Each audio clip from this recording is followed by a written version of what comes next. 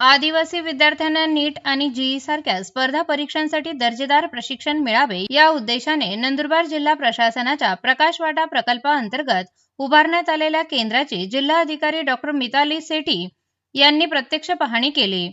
यावेळी प्रकल्प अधिकारी चंद्रकांत पवार तसेच परिवीक्षाधीन आयएएस अधिकारी पंकज पाटील उपस्थित होते।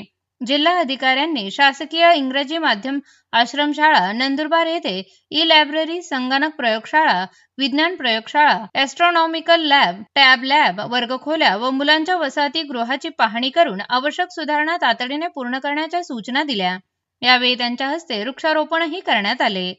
त्यानंतर शासकीय आश्रमशाळा कोटला येथे विद्यार्थिनींसाठी तयार करण्यात आलेल्या निवासी व शैक्षणिक सुविधांचा आढावा घेण्यात आला। विद्यार्थिनींनी लेझिमच्या माध्यमातून स्वागत केले।